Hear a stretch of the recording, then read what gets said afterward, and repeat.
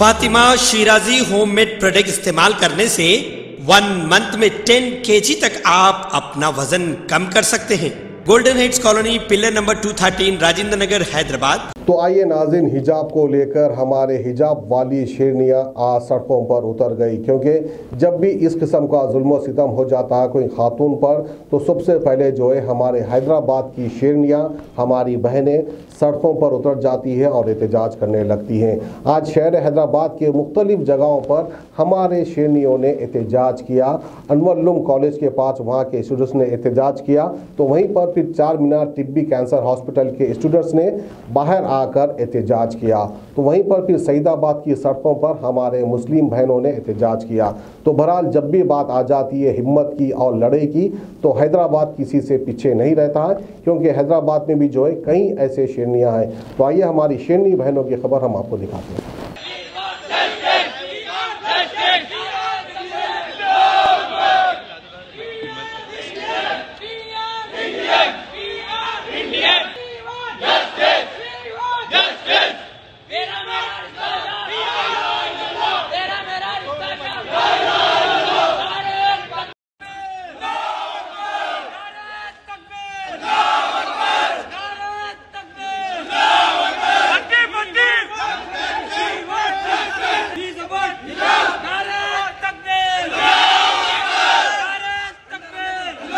पर्दे पर पाबंदी के ख़िलाफ़ और मुस्लिम बाहिजाब तालिबात की हिमायत में और उनसे इजहार एकजहती के लिए शहर हैदराबाद की मुस्लिम ख़वातीन ईदगाह उजाले शाह में बड़ी तादाद में शरीक हुई हैं, ताकि हमारी तरफ से ये मैसेज जाए कि हम मुल्क भर में किसी भी खित्ते में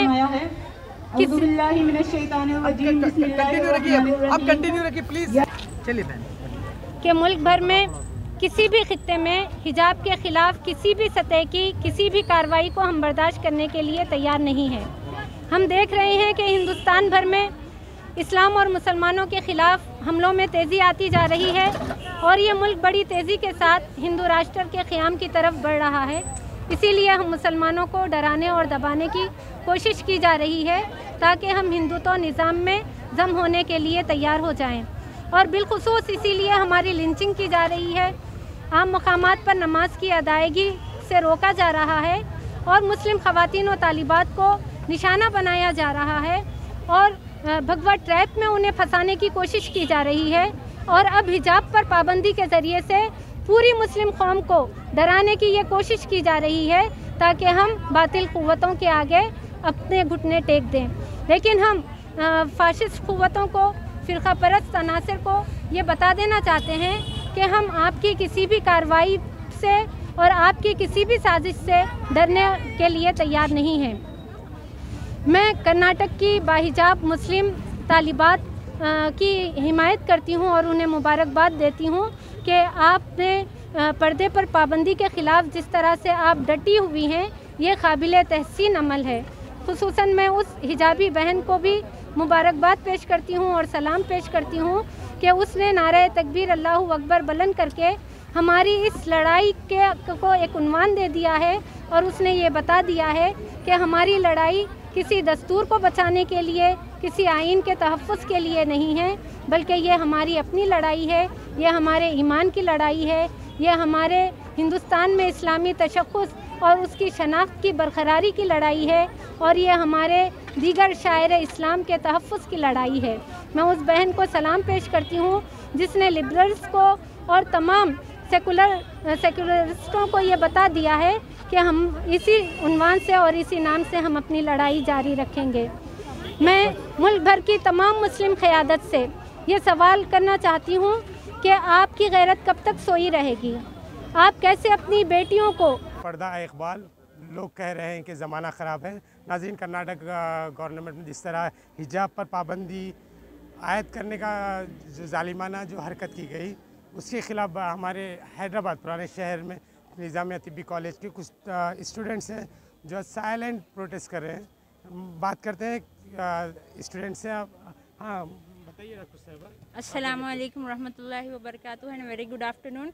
We the students of Government Nizamiya Tibbi College, we stand against the things which have done to the students in Karnataka, जिसमें ये बोला जा रहा है कि स्टूडेंट्स जो है हिजाब में कॉलेज में अलाउड नहीं हैं, जो कि इंडियन कॉन्स्टिट्यूशन के ख़िलाफ़ है।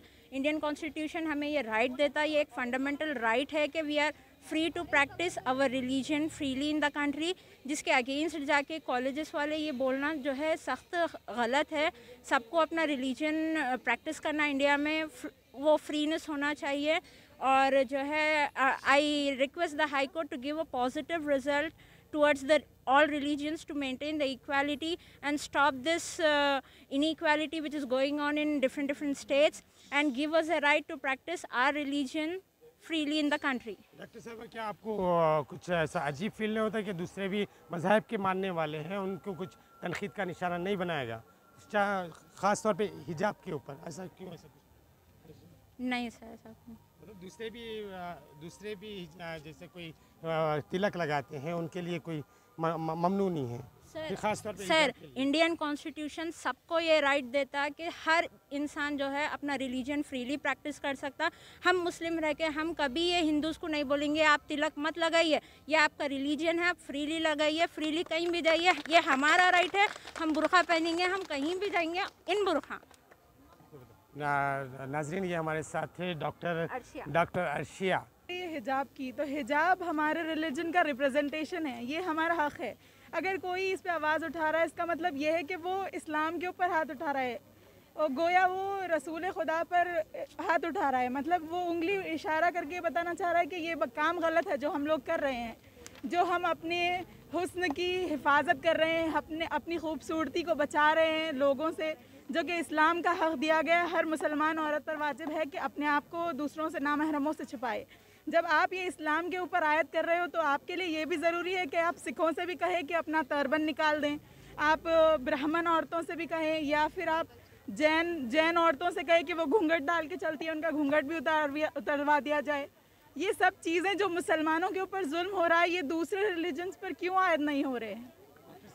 फंडामेंटल राइट है आप लोगों के। हाँ, राइट टू रिलीजन और राइट टू इस्लामिक रिचुअल्स, जो राइट टू रिलीजन हमारे पास है। एसेंशियल प्रैक्टिसेस में जो हमारे शामिल है कि ये हिजाब बहुत सारी सदियों से चलता आ रहा है, इस पे कोई उंगली उठाने वाला बर्बाद हो जाएगा, ये कभी ख़त्म नहीं होगा। हम सब इसको बचाने के लिए ज़िंदा है और हमेशा रहेंगे। रहमतुल्लाहि व बरकातहू। हम लोग यहाँ पर जमा हुए हैं, हिजाब के मसला जो निकला है 1400 साल से ये मज़हब चलता आ रहा है, किसी को कोई प्रॉब्लम नहीं हिजाब से। आज एक दिन सडनली ये मसला देश में आता है और मैं इस तरफ रुझान दिलाना चाहूँगी कि ये इसका मज़हब से कोई ताल्लुक़ नहीं है। एक्चुअली वहाँ पर इलेक्शन चल रहा है, जहाँ पर ये इशू रेज़ हुआ वहाँ पर इलेक्शन चल रहा, वो चाहते हैं कि उनका पार्टी का मेजॉरिटी वोट्स आना। तो ये मसला जो इशू रेज़ हुआ है, इसका ये मकसद बिल्कुल नहीं है कि हिजाब बैन करना। अब आप तो इलेक्शन जाने दीजिए, ये मसला सप्रेस हो जाएगा।